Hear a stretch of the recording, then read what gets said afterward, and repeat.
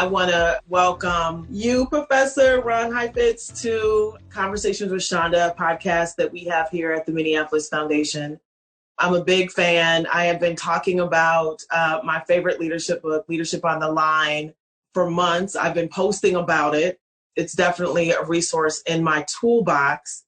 And then one day I said, I wonder if he'll just give me the opportunity to be in conversation. And so I appreciate you joining me today. It's a real pleasure to be with you, Chanda. I admire the work that you've done over the course of your life, including raising 4 boys. Which is a huge task in and of itself, particularly, in our time. So it's a real pleasure to get to be with you and have a conversation. Yeah, thank you. I'm sitting here in Minneapolis, where there has been so much unrest that, with the pandemic that we're all faced with, we have seen real awareness or insight into the level of disparities that are existing in all of our systems that we've been talking about for a very long time. But it feels like it's, that we have collectively put on some new glasses and we're seeing things differently. I think you spoke to it as a mom, as someone who's worked in community, that's from community, all these things that are coming together in a very interesting sort of convergence that's putting me in a place of awareness of my own leadership. What does it mean to lead in these very tough times? What's required? And so I think I mentioned that, not only do I think that you would be great to listen to for the rest of our listeners, but just consider this somewhat my therapy time, my leadership therapy time. So I wouldn't mind just jumping in on just what is the leadership challenge that we're faced with right now? And you've talked a lot about adaptive and technical leadership in moments of change, and I'm curious on what your insights are. Yeah, it's a momentous time. The crisis itself generates particular requirements for leadership, particular needs and demands. Crises do that. And I have found it useful to divide crises into phases. And the simplest division is between the acute emergency phase and the adaptive problem-solving phase. And my model here is, because I started in medicine, my model here is medicine. The job in an emergency room is to sort of stabilize the patient and buy time to then work the underlying problems. Many times crises reveal underlying problems that have been there all along, and some people have cared a lot about, but it finally draws generalized urgency and generalized attention to those underlying problems that are revealed in the crisis. And one has to use the acute emergency phase to do diagnostic work, to identify and then figure out what's the right way to frame and mobilize the energy generated by the crisis when you get to the adaptive phase, after you've stabilized the situation, to then do the adaptive work required of the society, that then is going to take often a long time, because adaptive work takes time. It takes time to change a political culture. It takes time to change hearts and minds and to change institutions. So crises provide, as we all know from Chinese script, the Chinese script for crisis is a combination of danger and opportunity. And it is a dangerous time. People are dying terribly, and people are dying disproportionately who are poor and vulnerable, or living in more density in cities or nursing homes and so forth. So it's a terribly dangerous time, but it's also the opportunity to draw attention now to the critical challenges that have festered for forever in our country, in the United States. The inequity, the racial inequity in particular, has been festering for hundreds of years. I recently, my wife and I decided to go back and relearn American history. So a couple of years ago, we sat in on one of my colleagues' courses at Harvard. Cornell West teaches a course in Introduction to African American Studies. And we sat in on the course. We did most of the readings. I had some wonderful conversations. He came and visited my class, after I had spent this term in his, and it was illuminating. I had no idea how little I really understood my own American history, how badly it had been taught, and how the image that somehow it was over with the Civil War was a complete distortion of the history. That the Civil War simply created a new set of conditions. And those great amendments, the 13th, 14th, and 15th Amendments, created new aspirations. They were supposed to create new realities, but actually they just created new conditions around which the underlying dominant cultures in the society created workarounds. And it spent the next 100 years creating workarounds around the 14th and 15th Amendments. And we're seeing those workarounds continue to this day as we approach election season in voter suppression techniques that have been deployed for 150 years since the end of Reconstruction in 1870. So,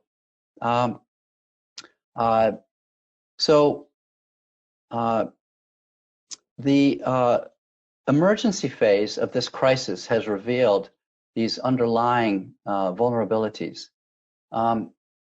It's kind of like in the human body, a new threat like this new virus it reveals a vulnerability in the body, that the body hasn't seen this before, so now it's much more vulnerable. And in the same way, adaptive pressures or adaptive challenges on a community also reveal the underlying vulnerabilities of that culture. And we can see that the United States is doing much poorer around the if you compare it with other countries in the world, it's doing a great deal poorer, much worse than many other countries in regard to fighting this disease. Our mortality rate is extraordinarily high compared to an awful lot of other countries. And certainly the countries we usually compare ourselves with, the economically sophisticated, robust economies, we're doing much worse than just about all of them. So why is that? Well, the virus has revealed a vulnerability in our own political culture, in our own economic culture. The distrust that's rampant in American society, the distrust in authoritative institutions, makes it nearly impossible for anybody in government to say, this is what we need to do. These are the new conditions. Until there's a vaccine, this isn't going away. And God willing, there'll be a good vaccine that will make it all go away. But right now, it isn't going away. So we're going to have to adapt to this context. And there's going to be a lot of work we need to do in this acute emergency phase to figure out how to limit the damage and keep people afloat, keep people in their apartments, keep people from starving, keep people to be able to feed their families. And now as school approaches, how to educate children who most of the time are going to have to stay at home. Yeah. So I have found it useful then to view this crisis in these two phases. Now, one more thing before I let you pitch me a question or make a comment. This crisis is unusual because usually the acute emergency phase is short.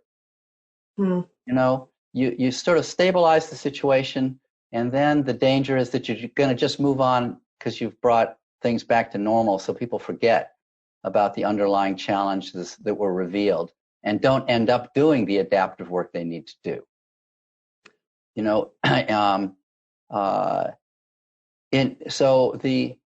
But there is opportunity to do that work if you have the leadership that will keep the level of tension not at a fever pitch, but keep the disequilibrium high enough in the community that it continues to create a sense of urgency that we can't relax until we address these underlying issues. Yeah. But this crisis has a very long acute emergency phase. It's it's again going to last for a year or more until there's a vaccine that's generally in our bodies and generates herd immunity. So there's an enormous amount of adaptation required even in this acute emergency phase. We can't simply pull off the shelf our usual means to address the crisis and stabilize the situation. Now, what we see a lot is in a crisis, there's an incredible amount of pressure on authority figures, in government particularly, but also in business, to restore equilibrium immediately. Yeah. Just get things back to normal.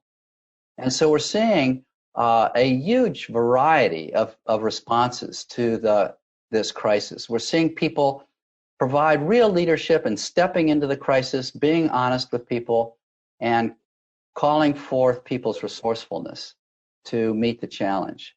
And then figuring out in an emergency response, how are we going to keep people afloat and stabilize the situation for people in their lives. But we're also seeing an awful lot of people who succumb to the pressures to provide quick and easy answers, to provide the illusion that we can lock down for 2 months and then go back to our lives like it's disappeared. We knew back in March that the moment you open up again, the virus is going to start to propagate again. So unless you're willing to open up and close down in waves, and have prepared people for that eventuality, it's a very short-sighted thing in politics to provide people with short-term, easy answers, because ultimately they're going to discover that you misled them, that you didn't prepare them properly. They may cheer you on initially because you tell them what they want to hear, but over time, they're going to get upset because they realize you didn't really do your job. So leadership in a crisis is a pretty dangerous thing, because you're asking then people to step into the realities, both the realities that they need to adapt to in the acutely, to lock down and figure out then how are they going to support themselves and their children through this time. And then also, how are you going to get people to face the music of the deeper challenges that are revealed in the crisis, as is in our society, the racism in our society. In other countries, it's other forms of inequity that have been revealed in this crisis. Yeah. There's so many directions that my head is going with that. I think I guess my first thought is, when you are in a crisis and it's external, right? You have a responsibility because something happened over there to come in, like in the example, in the emergency room, it's someone else that is experiencing something, and then you go and you look at what's underlying. Yeah. We have a pandemic in which we were also being impacted by the crisis that we are trying to figure out how to lead through. Yes. And the issue of race is the same thing, regardless if you're Black like I am, or Jewish, or any of white, that we're all sitting in some level of crisis related to the race relations that are happening right now. And so is there a different sort of response or understanding of what leadership looks like when you yourself is impacted by what's occurring? Yes, it's a really important question you're raising, and I think about it as if your job is to hold other people through their distress and to buffer the distress and to speak to their pains with heart and to be present to them so that they feel held, not abandoned, and so that you're reducing the panic and keeping people, even though they're in a heightened state of disequilibrium, you're still keeping them in the work of life and in the work of adapting to the situation. If you're going to be holding people, somebody's got to be holding you too, because you're in it too. I have a boy and a girl who are now 30 and 32 years old, and And they worry about me because, I'm their dad and I'm an older guy, and I worry about them. How are they doing, and so forth. And so, uh, uh, so there are ways in which somebody practicing leadership, where they themselves are in the midst of it, need to deploy certain disciplines to hold themselves so that they can distinguish, so that their heart and mind, so that their mind is clear and their heart is open to being able to keep their attention focused on what do the people need from me today, and how do I stay flexible so that day to day I can keep adjusting and mid-course correcting, and as the situation continues to evolve. So 3 basic techniques or means, and this is ancient wisdom, not my own particular, but 3 basic ways in which I think people can hold themselves and need to attend to themselves is, first of all, I think we need confidants, not just allies who are in it with us, who are kind of comrades in arms, but we need people who we can talk to and pour our heart out with, safe places, safe people with whom we can be messy, where we can talk about our own anxieties and our own fears. Because if you're holding a community's and buffering a community's distress, you can speak to some degree about your own, but you also have to radiate confidence and poise. Mm-hmm. And so you need your own place where a group of people with whom you can not have to be poised, where and who can help put you back together again at the end of the day when you feel all broken apart. People who care more about you than the issue that you're working on. So there's no competing loyalty, for them in being able to take in everything that you may be feeling or thinking. We need confidants. And then second, then we need sanctuaries. We need places, actual locations where we can go to hear ourselves think. And I'm not promoting any particular sanctuary. It could be, a house of worship, and with COVID, maybe it's an online, way of worshiping in community collectively. But it could simply be a room in one's house where you meditate, or it could be a park where you routinely go, and a park bench where you sit and contemplate, or it could be the gym, could be a sanctuary for some people.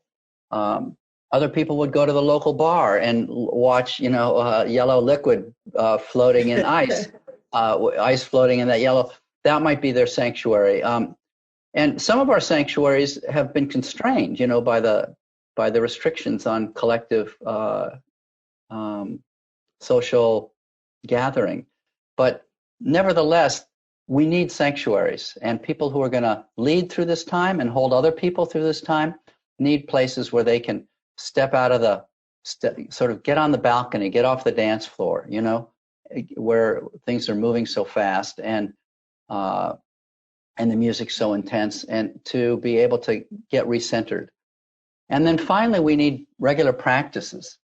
And these practices could be poetry, or playing music, or doing art, or it could be journaling, or it could be, a particular walk that you take routinely.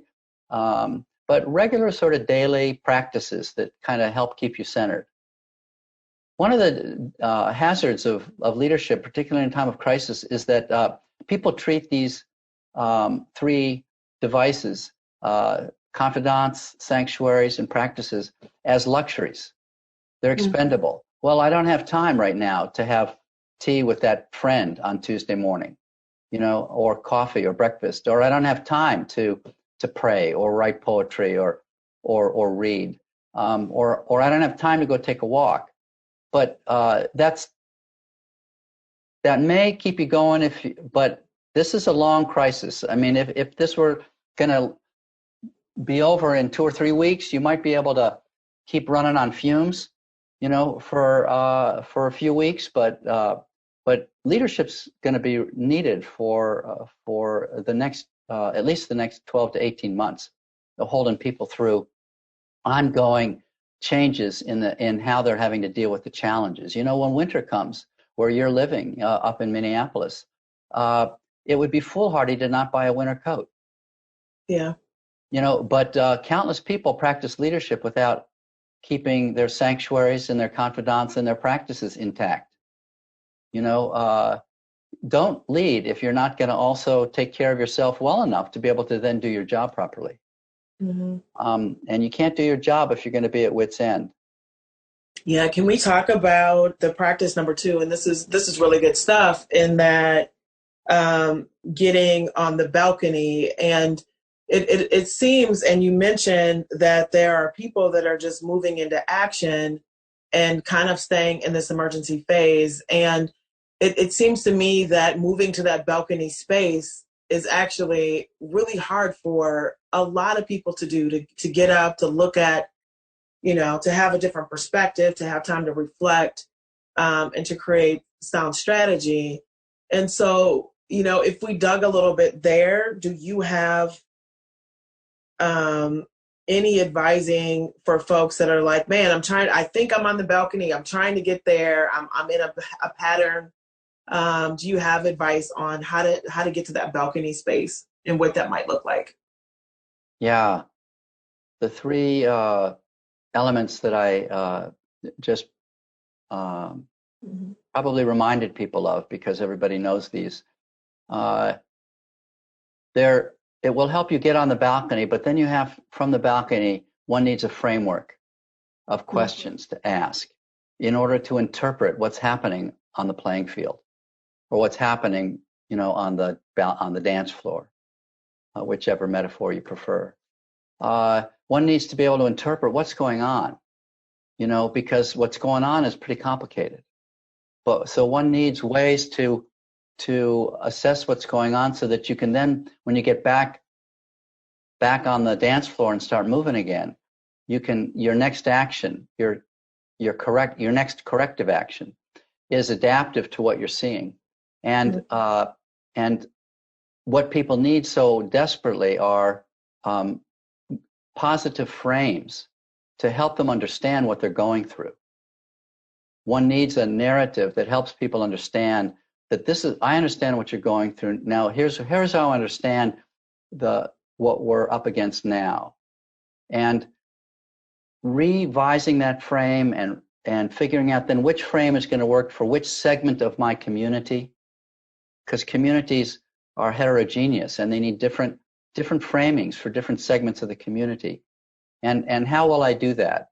And then how will I knit people together to be engaging one another across differences and across boundaries? What structures can I use to begin to get people who are passionately hurt, passionately angry, but also locked into a point of view? How do I help them? How do I develop a structure and a set of processes, ways of engaging each other to catalyze learning across those boundaries? So those are all questions one asks oneself from the balcony over and over and over again. And the answers will be a little bit different, you know, week to week. Mm-hmm. So Dwight Eisenhower said, I never could have gotten onto the beaches of Normandy without a plan. And the moment I hit the beach, I had to discard the plan. And then as president, he said, planning is invaluable and plans are worthless. Because he knew that the moment you start moving, you know, you gotta keep getting back on the balcony and ask, what's really going on here? What am I missing? Mm-hmm. Who am I missing? How did that not work? And then what's the corrective next step? Yeah, I mean, I think when you said, you know, like week to week, where we might feel like getting to the balcony might be like a quarterly exercise, but it feels like it's a fluid exercise in which you're constantly moving from the dance floor to the balcony, in somewhat of a rhythm. And that I think that's the practice that you're encouraging, right? And that you're reinforcing, is that it actually is an interconnected practice of being in the work, stepping back, assessing, adjusting, and then getting back in. And Yes. without that, what you're doing is only staying in an emergency response that is simply not sustainable for Right. long-term crisis. Right. Exactly. That's right. Yeah. That's right. So the other piece that, kind of in your opening that you raised was one of race. And it feels as though, or I would say, and many would say, is that, America is kind of coming to this reckoning place, especially around, the most notable thing that we're going through now is, George Floyd, the aftermath, Jacob Blake, and the many other countless, Many. many countless, not all on video. It's disheartening for me to know that, almost if it's not captured, the words aren't believed. And I think that's part of the reckoning that we're coming to. But, when you are looking at leadership and adapting and the change that is required, when you insert the inequitable ways in which our systems have been working, it feels like there is a power shifting or something that is the distribution of power, the distrust of our systems that are all coming forward right now. And I'm wondering what perspectives you might have on, even some of your own insights that you shared around really learning sort of American history from a new way, because it's been so erased. Yeah. And now we're kind of coming to terms with it. And I certainly hope that this isn't a short-term awareness, but long-term strategies that help move us. Yes. I can speak less knowledgeably about, and also I think less reliably, or it would be presumptuous for me to talk about what Black or people of color should do in mobilizing. I mean, from a leadership perspective, of course, I have perspectives on what's working and not working about strategies of action. And so I would say about the people in the movements that it's a mistake to get stuck on the dance floor. Mm. You want to get back to the balcony and ask, okay, what have we learned now from our initial initiatives and our initial framing of the problem in the first weeks or the first months, and how it's being absorbed? Because a movement doesn't do any good if it doesn't generate, if it's not generative in the community of other people. Because the people you're trying to lead are the people who give you no authority. Mm-hmm. You're not trying to lead your own people only. You are trying to mobilize your own people to have voice and to realize that they don't have to be in despair and that they can do something. But you're also trying to target people in the white community who are everything from hostile to supportive, and a lot of indifference in between. So if that's the target audience, then one has to keep stepping back on the balcony and ask, okay, what impact am I having into that community? And over the course of the last months, there was an enormously positive impact, a surprisingly positive impact. I think most of us were really surprised to see the degree to which people all across the political spectrum and the ethnic spectrum, from across peoples, came together to support the proposition that Black lives matter and need to matter for a change, finally, compared to all other lives. And rather than being discounted as they have been discounted since for 400 years. So to step back on the balcony, you have to then take corrective action. How's it playing? Wow, I'm beginning to lose some of that support. Other ways of framing the problem are now beginning to take hold and pull those people away from us. That instead of having engaged them in rethinking what they're about, we're beginning to lose them. So maybe we need now to shift our focus or shift our framing, because the framing itself may be problematic. And that's why I refer to Eisenhower, because that ability to be adaptive to the changing context and to keep taking corrective action, to move from version 1.1 to 1.2 to 1.3 is really necessary in leadership. That's leadership is an improvisational art. It's not like playing off a score of written classical music. You're playing off of structures, but you got to improvise. So if people in movements sometimes get stuck on the dance floor and they keep singing the same song over and over again, losing, and they're winning for a while, but then they start losing and they can't figure out why they're losing, so they just sing harder, rather than adjusting the song and creating some new refrains and new framings. So that's what I would have to say into the movement community, which is primarily being led not by white people but by Black people and other peoples of color. That I think what we're seeing is that there's a real need for strategic assessment of our initial success and how can we continue to build our wider coalition, our more inclusive coalition across the white-Black boundary in the United States to begin to change hearts and minds. And I think there's that need for strategic reassessment right now. Yeah, and you said that you might be able to weigh in more on some strategies of action, and that's a really good perspective. As I was, thinking while you were talking that a lot of the actions are pointed towards the police departments or to the mayors or to the unions, but I think part of the point is how do you build the base to sustain it so that people are acting in, making decisions, voting differently. Right. And yes, I could see that. Are there other strategies of actions that you would share? Yeah, I think it's really important to begin to figure out what's the work of white people. And I think that it's, as with all adaptive work where you're trying to build new capacity in people, there are three basic tasks.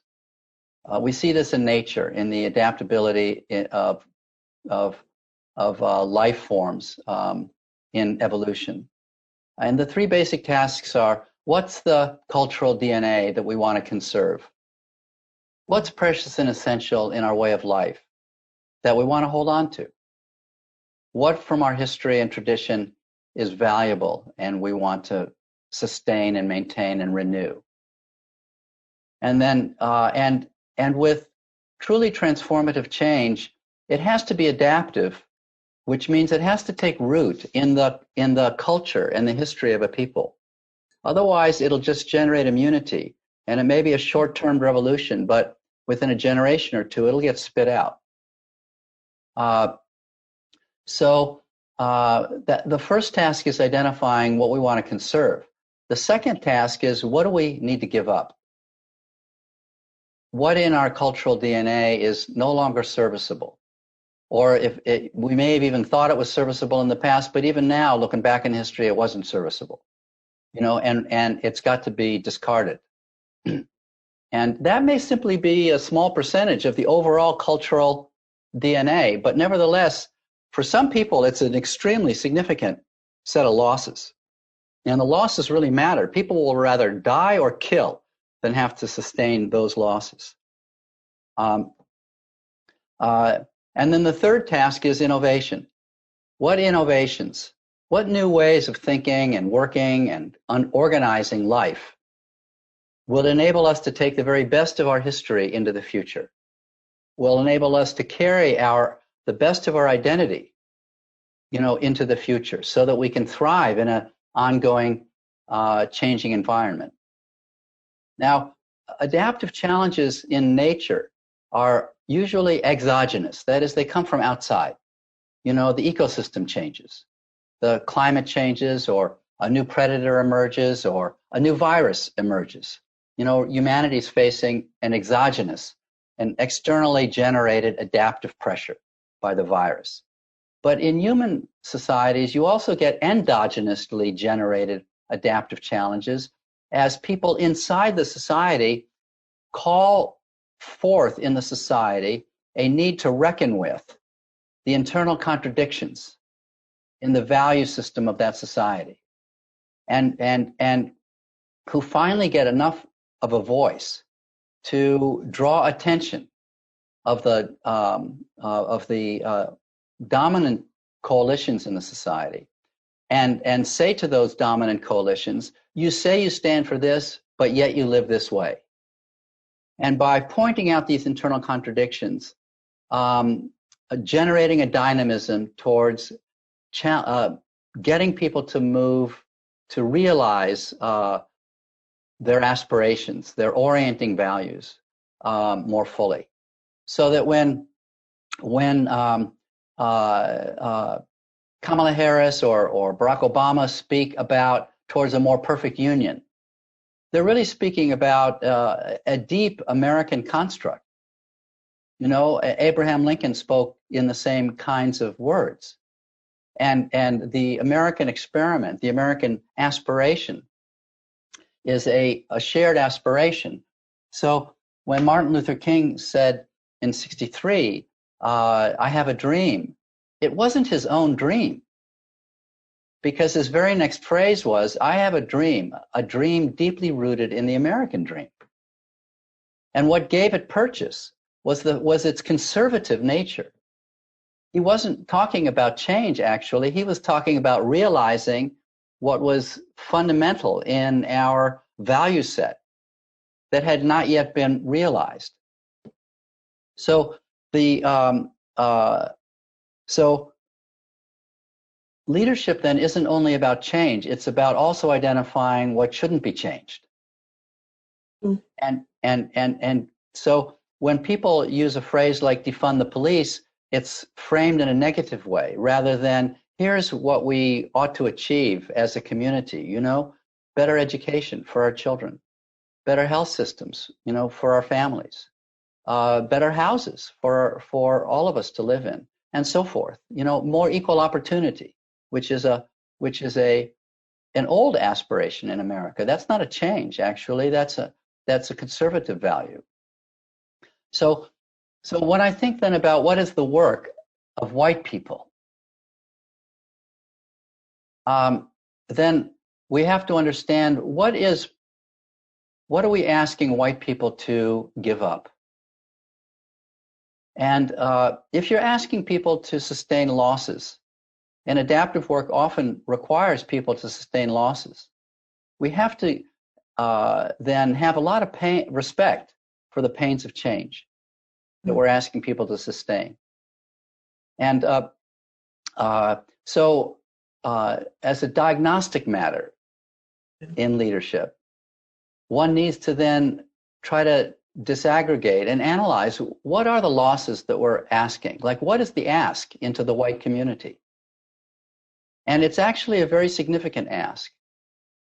And the more we come to understand the nature of that ask, the better we're going to be, more skilled we're going to be at making that ask in a way that is heartful and has compassion and real curiosity to understand the complexity of those losses and of the journey that you're asking white people to go on in innovating and losing, but also conserving what's still fundamentally essential in their identity and in their value set.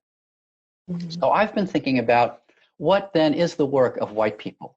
What are these kinds of losses we're asking white people to sustain? And it's not just a loss of power. You know, I think when we're angry at an opposing faction, we tend to two-dimensionalize them. Mm-hmm. And then our strategies for engaging them tend to be ineffective because we don't really understand what we're asking of them. So what are we asking white people to do? Well, here's three different buckets of losses. One bucket of losses are direct material losses.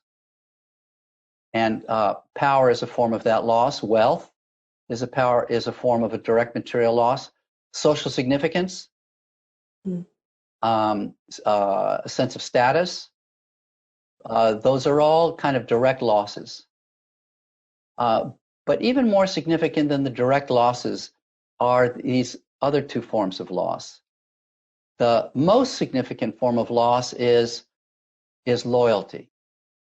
Because when you're asking a white person to begin to examine the contradiction in their value set, you do believe that we're all children of God, so how come you're acting this way?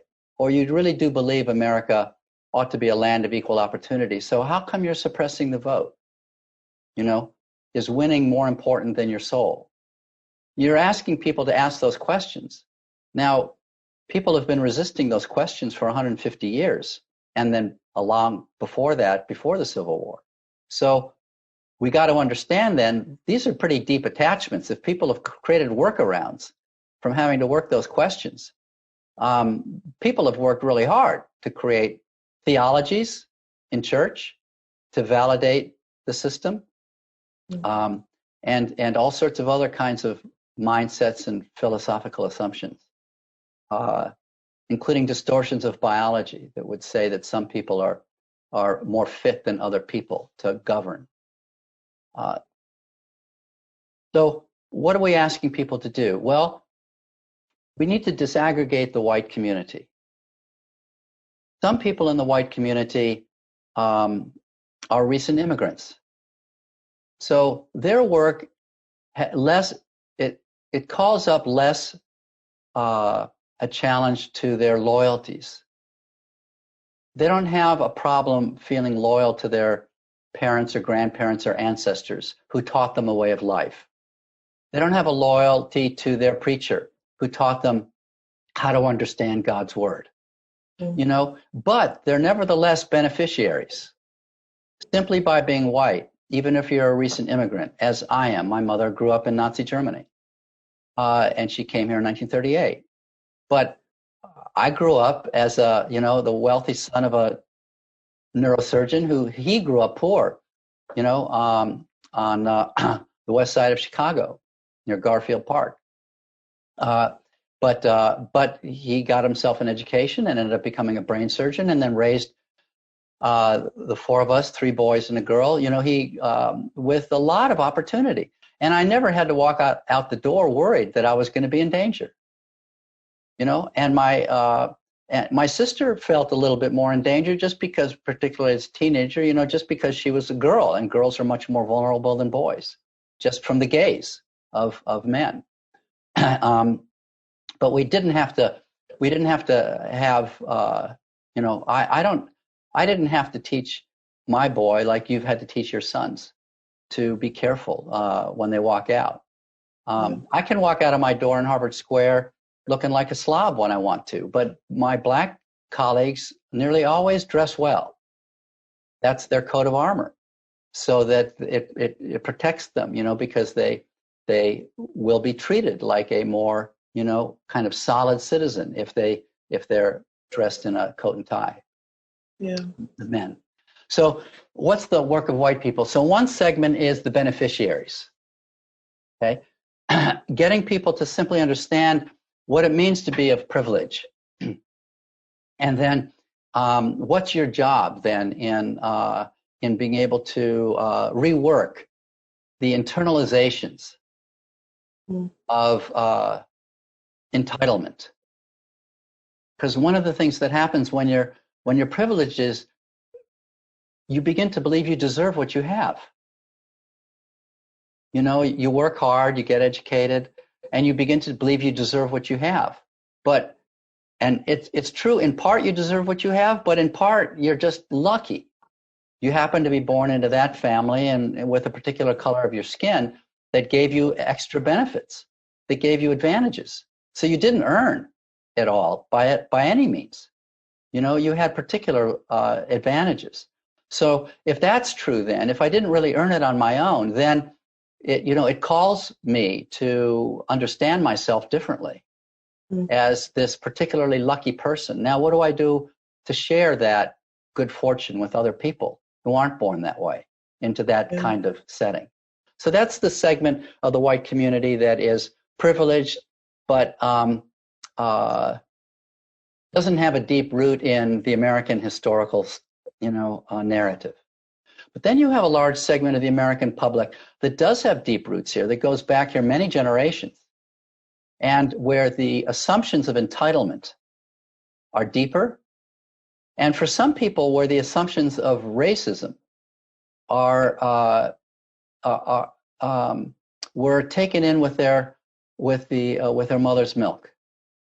You know, the grandfather that they loved, who played ball with them, taught them about so many things, taught them Bible, taught them how to think about life,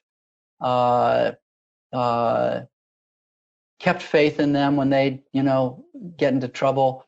As a young white boy, now comes of age, that person is now a man and his grandfather's passed away. And so now you're coming up to him and saying, listen, white person, you got to rethink about your racist assumptions. What does it mean when I'm saying that to him? What's the ask?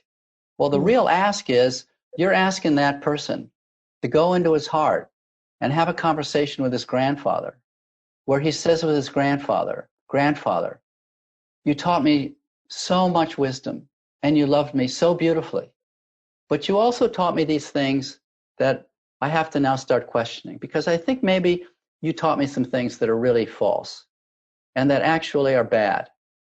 So, I honor 95% of what you gave me, but there's this 5% stuff that is bunk, and I've got to discard it. Now that emotional work of renegotiating a loyalty, as I've been calling it, the work of renegotiating a loyalty to an ancestor or to people in your living community who are going to say to you, wait a second, what happened to you? You're contaminated. Who have you been talking to? And now you begin to strain those primary relationships with friends, with family, with community, who say you're not one of us anymore.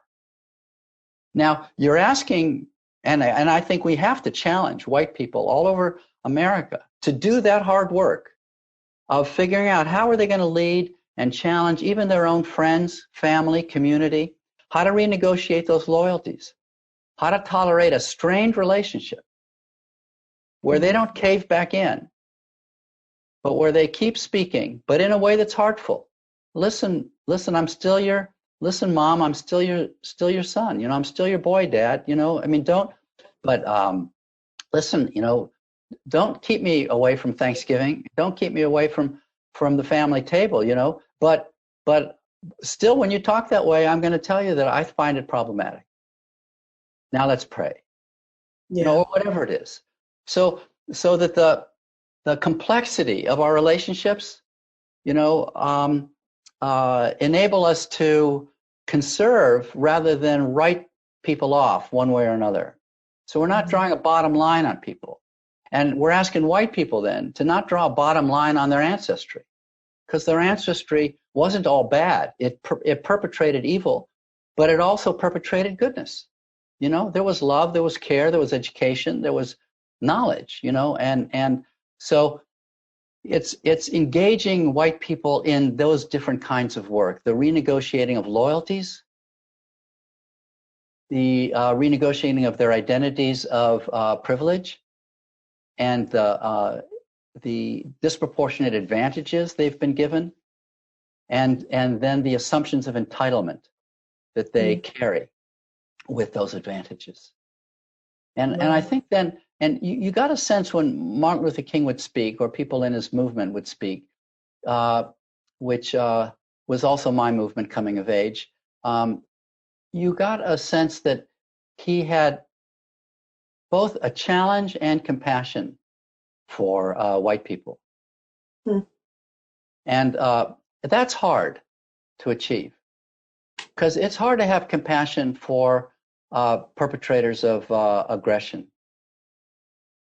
But I don't think simply taking power has worked, because we did that in the 60s, and the Voting Rights Act of 65.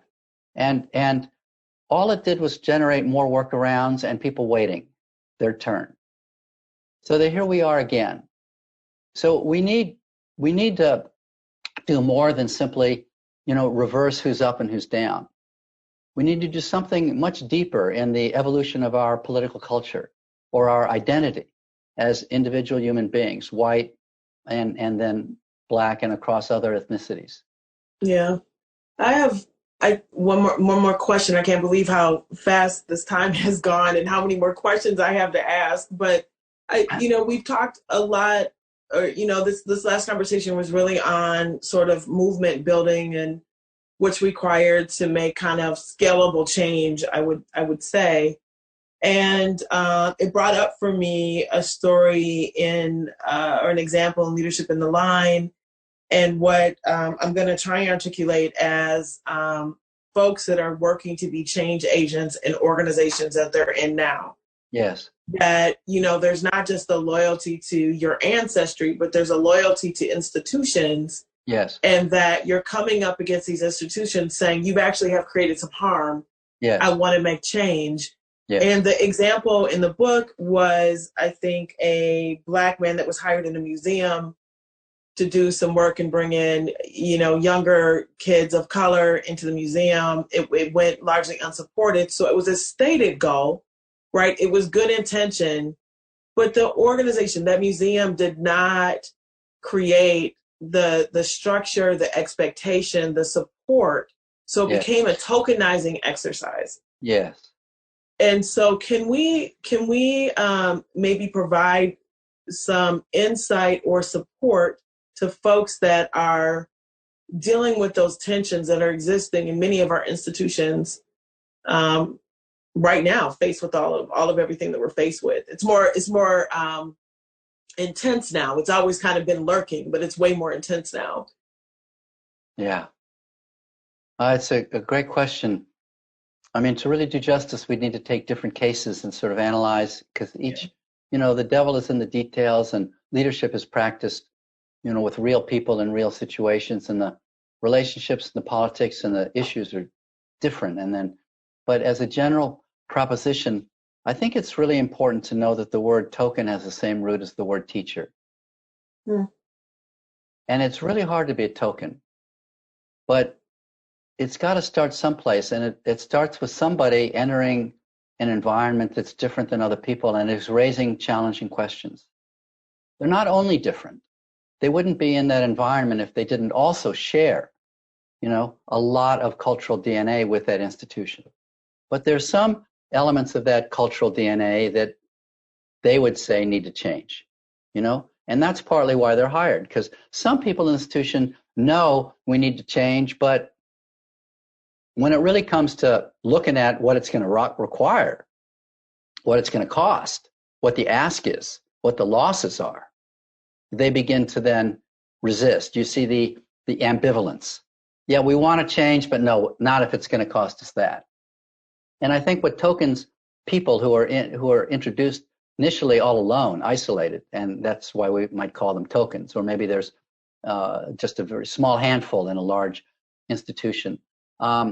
They're a manifestation of that organization's mixed motivations, mixed ambitions. And I think we have to have clear eyes about the nature of the resistances, that ambivalence, but also not get cynical that people didn't mean it. You see, people meant it, but not at that cost. Like, if you could find a way to get a lot of Black kids in this museum without causing us to change anything else, that'd be great. But it's actually going to cost us to reallocate some resources and change some of the way we do exhibits, and change the way we speak to people, change who gives tours. We're going to have to do a whole variety of things. Now if it's going to cost us that. Yeah. So what you're suggesting is that you have to basically hold both truths, right? Like there's both the intention and the resistance to what they said. Right. And both things are true. It doesn't make it disingenuous. It means that they don't have the organizational behaviors and supports to reinforce it. And what you're actually managing is those senses of loss and loyalty and exactly. So that the first task then, if you are the first token, before you begin to build some more power by having a larger coalition of your kind of person in that organization is diagnostic. And it's to figure out, the nature of the mixed the high aspiration on the one hand. We have these values. We'd like to realize those values, but we're also pulled in 16 other directions. And the other 16 other directions are attached to real people, members of the board of director, people in the community, various traditions that are part of our identity. And so one has to do the diagnostic work of really understanding the complexity of those different values and interests, and the people to whom and the people who represent those values and interests, which would be the politics of those cultural or institutional interests. That diagnostic work is really important. So, a lot of people who enter as a token, and I had a case of this in my class just, recently, they go in with it, they think they have a mandate, which is always a mistake. Like Barack Obama made that mistake when he entered office. He thought he had a mandate. Nobody's got a mandate. People often go in and they start being an advocate of something right away, rather than, okay, now let me go on a listening tour. Let me not advocate anything. Let me really try to understand and honor the complexity of what's here.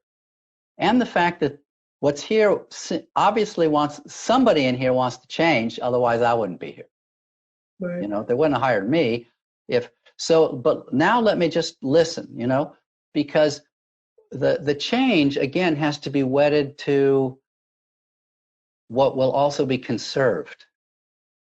So if you go in and you're only talking about change, you're going to generate an immune reaction. Right. So you get marginalized if you're going in with the mandate. Exactly. If you build power and influence, if you build a base. That's right. But also a base that can speak to all the values that you're going to honor and conserve in that institution. Because you wouldn't have joined it if there wasn't also a lot of value in that institution, be it a museum or the police force or the educational system. I mean, you'll believe in education, or you believe in various ways to maintain the public's safety. But on the other hand, you want to change things. So when you go in as an advocate, you don't listen for the potential. You don't identify all the potential allies, because you tend to write off the people who aren't immediately on your side, and you end up building a narrow coalition at best. So again, I think if you approach it as a teacher, the first thing a teacher needs to do is learn about his or her students. Who's sitting in front of me? Different students need to learn differently. I need to know where they're at before I really know how to teach them. And a really good teacher is adaptive to each student, needing to learn something different. Just like a great coach like Phil Jackson, would say, some players need to be handled with, with a soft touch, and others need to be treated with a 2x4 and hit over the head. And you want to treat each player differently because they have different needs. Same thing with a great teacher in a classroom. And same thing then if you're the teacher entering into an environment that has asked you to teach, but is also going to resist the lessons, because the lessons are going to require the renegotiating of some of their loyalties and relationships, and it's going to require an evolution over time. See, if you're a teacher and you know that you're in the education business, then you're going to realize that people can only learn so much so fast. And your pacing and your sequencing will be adaptive to their ability to absorb the change. But if you go in as an advocate and you think, well, this is just about, figuring out how am I going to come up with a coalition to change the dominance pattern. Now we're going to dominate and they're going to not dominate. Then there's no learning happening. And really desperately what we need in our communities is a much deeper set of learning processes where people refashion elements, not the totality, but elements of their identity. What does it mean to be an American? White, black, or Indian, or Muslim, or Native American, or whatever. What does it mean to be an American? And we're in that work of refashioning that identity, not throwing out the baby with the bathwater, but recommitting ourselves to what's essential and precious in our being. And that work is going to take our lifetimes. Head dropped. I mean, we have to have a stomach for heartbreak. Yeah. Leadership requires the ability to have a breaking heart over and over again and stay in the game and not lose faith. That's why it's so important to have practices and sanctuaries and confidants who will pump air back into your water wings when you feel like you're drowning, or your heart's so broken that you just can't do it again. You know, Moses got to the promised land in the first 18 months. And he sent scouts into the promised land. And the scouts came back and said, you know, God's been watching over us for the last 18 months here in the desert. 12 to 18 months. We don't know exactly. The Bible doesn't give us exactly. But, you know, we just went into that land and we saw armies and people, and these soldiers, they look like giants. And we're going to look like grasshoppers in their eyes because we are grasshoppers in our own eyes. So take us back to Egypt. 10 out of the 12 scouts said, take us back to Egypt. And then they frightened the multitudes, who then pleaded to Moses, take us back to Egypt. We would rather be secure in slavery than risk dying in the promised land. And at that point, Moses went into despair. In the Bible, it says he fell on his face. He and his brother Aaron, they fell on their faces in front of the multitudes, like publicly. Now, falling on your face in Hebrew means you're crying. It's like you're in despair. Now, the Bible doesn't tell us how long it took him to get up. We don't know if it took a day, a week, a month, or 6 months. But when they finally got up, they finally discovered, wow, I thought the hardest part of their job was just getting these people out of Egypt into the promised land. And now I realize that was the easy part of the job. Now the hard part of the job is how are we going to turn a community of people who are used to being dependent into a self-governing community, who are used to having faith in a king, a pharaoh, into a people that can have faith in a God that you can't see. And that meant that they had to commit themselves for the rest of their lives. So for the next 38 and a half years, they weren't lost. They knew exactly where they were. These were ancient trade routes from Africa. We all came out of Africa. You more recently, me, further back in time, but we're all Africans. We all came out of Africa along those trade routes. So, by the time Moses was on those trade routes 3,000 years ago, they had already been trafficked for 40, 50,000 years. So he knew exactly where he was. He wasn't lost. But it took another 38 years to develop to evolve the community into a community that could govern itself and have faith in itself and faith in a higher set of laws and a higher set of power. So that story is. I think we got to have ways to help each other keep faith and know that despair just comes with the enterprise of leadership. It's something very freeing about, leadership and heartbreak and despair. And I don't think that when people aspire to be in leadership, they see that as par for the course.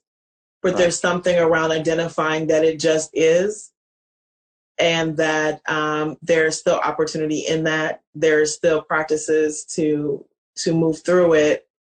And I think the story also really supports that it's a long game, right? Like, sometimes I think we don't see all of the ways in which we're evolving because we're only looking for the big win at the end. But all of that learning, all that evolution that occurred over those 38 years, right? That you often don't see it, or you feel like you're in despair because it's not as big as you envisioned. It's not as quick as you hoped. People aren't buying into it in the way that you perceived your leadership would just magically move. Right. Yeah, really super helpful. I feel like I had a bit of a master class at a time that was certainly needed to reset for me. I thank you so much for your time today. You're welcome, Chanda. Let me say one more thing, and that is that one of the things I have learned just in the last few years, in part from Cornell West and my wife in our conversations, is I never really understood the degree to which Black people have been holding the hope in our country more than anybody else. And I never understood the degree to which any white person seeing any Black person on the street really ought to stand up and cheer or bow down in reverence at the faith and the heart that it takes to be a Black person in America, holding on to the dream of that we're all created equal, and even though in their heart of hearts they know, will it ever be real in my lifetime? And that question, will it ever be real in my lifetime? To imagine living a slave in 1600 or 1700 and knowing it is, maybe I can keep praying it'll be over in my lifetime, but it may never be. And how many more lifetimes will it take? And not to lose faith and find the resilience. I think when white people begin to appreciate how Black people have represented the soul of our nation, we will then turn around and ask you, can you teach us? How did you remain faithful? How do you keep resilient? How do you stay in the game? Teach us about what leadership is really going to require to work the deepest challenges that humanity will be facing over the next 100 years. You teach us.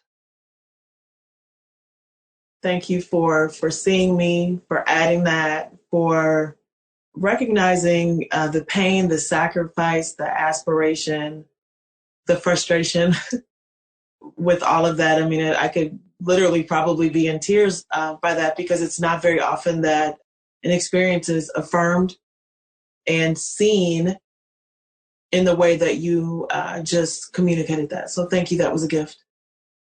I mean, the dignity. Wow.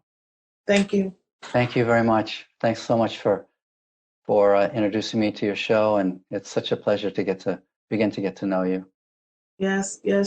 I hope you have a fantastic weekend. Thank you. All blessings. That's Ron Heifetz and Chanda Smith Baker. You can follow Chanda on Twitter at Chanda S. Baker. This is Sue Pak-Kienitz from the Minneapolis Foundation. Thank you for listening to Conversations with Chanda.